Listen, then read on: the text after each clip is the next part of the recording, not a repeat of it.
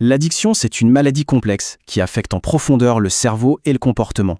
Aujourd'hui, on va construire ensemble un cadre clinique simple pour mieux comprendre les mécanismes des principales dépendances et surtout comment les prendre en charge.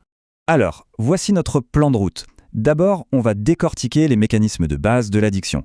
Ensuite, on se penchera sur les spécificités des opiacés et des stimulants, puis du cannabis et des hallucinogènes. Et pour finir, on posera les grands principes d'une prise en charge efficace. Avant de se lancer dans le vif du sujet avec des drogues spécifiques, c'est vraiment essentiel de comprendre comment une addiction s'installe. Tout repose sur deux concepts fondamentaux, la dépendance et la tolérance.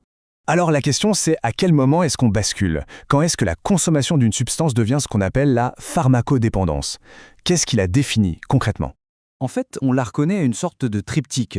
Premièrement, une dépendance, à la fois psychologique et physique, qui crée un besoin irrépressible de consommer. Deuxièmement, la tolérance. Le corps s'habitue et il faut augmenter les doses pour retrouver les mêmes effets. Et enfin, le syndrome de sevrage, avec son lot de symptômes, parfois très violents, qui apparaissent quand on arrête la consommation. Bon, maintenant que les bases sont posées, voyons comment ça s'applique dans un cas très concret, et l'un des plus critiques en clinique, la dépendance aux opiacés et en particulier à l'héroïne. En cas d'overdose d'opiacés, chaque seconde compte. Il y a 3 signes d'alerte majeurs à reconnaître immédiatement. La personne est dans un coma, mais un coma calme, sans réaction. Sa respiration est extrêmement lente, voire arrêtée.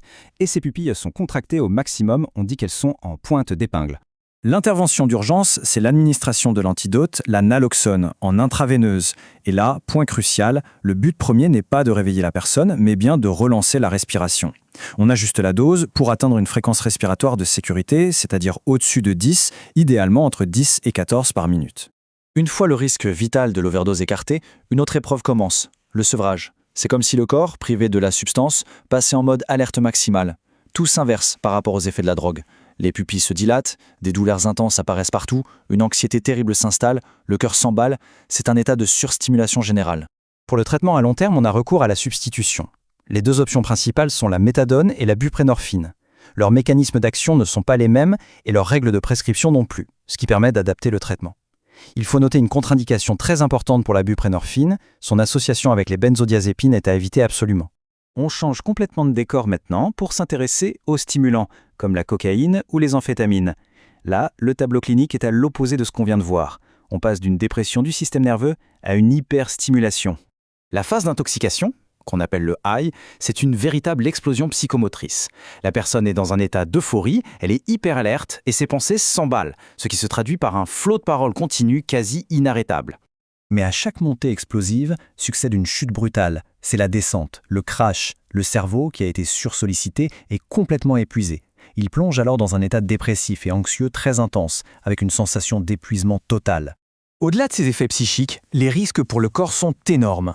On observe des pupilles très dilatées et qui ne réagissent plus à la lumière. Mais le danger vital, il vient surtout du cœur, avec des risques d'infarctus ou de mort subite, et du cerveau, avec des risques de convulsions. Il faut aussi se méfier d'une complication redoutable, surtout avec les amphétamines, l'hyperthermie maligne, une augmentation incontrôlée de la température corporelle. On aborde maintenant une autre catégorie de substances, celle qui modifie en profondeur notre perception de la réalité. On va parler du cannabis et des hallucinogènes classiques comme le LSD. Même si ces deux types de substances agissent sur la perception, leurs dangers sont assez différents. Pour le cannabis, le risque aigu, c'est de déclencher un épisode psychotique. Et sur le long terme, on décrit ce qu'on appelle le syndrome amotivationnel. Pour le LSD, les risques principaux, ce sont le fameux bad trip, une expérience hallucinatoire qui peut tourner à la panique et à la terreur, et les flashbacks, des résurgences de l'expérience qui peuvent survenir bien après la prise. Cette petite référence culturelle illustre bien à quel point la frontière entre l'expérience vécue et l'hallucination peut devenir complètement floue sous l'effet de ces produits. Finalement, après avoir vu les spécificités de chaque substance, est-ce qu'il y a une approche commune, une sorte de fil conducteur pour la prise en charge de l'addiction? Eh bien oui. Une prise en charge solide repose en fait sur 5 piliers. Ça commence par le sevrage médicalisé. Ensuite, un dépistage complet des complications. Vient après tout le travail de psychothérapie, de soutien. Pour certaines addictions, on met en place des traitements de substitution sur le long terme. Et l'objectif final, c'est toujours la réintégration sociale et professionnelle. Et ce dépistage, il est systématique, peu importe la dépendance.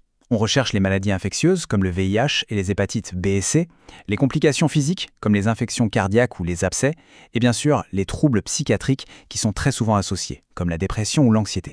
Ce schéma le résume très bien. Un traitement efficace ne peut pas être unidimensionnel. Ça doit être une approche globale. Il faut une équipe coordonnée qui agit en même temps sur les aspects médicaux, psychologiques et sociaux de la maladie. Donc s'il y a une chose à retenir, c'est qu'il faut considérer l'addiction non pas comme un simple faux pas, mais bien comme une maladie chronique qui peut connaître des rechutes et qui nécessite donc une stratégie de soins complète et qui s'inscrit dans la durée. Et on termine avec cette pensée qui est essentielle. Le sevrage, ce n'est pas la ligne d'arrivée, c'est en fait juste le point de départ. Le vrai défi, le plus grand enjeu, c'est de construire sur le long terme tout le soutien nécessaire pour que le rétablissement soit durable.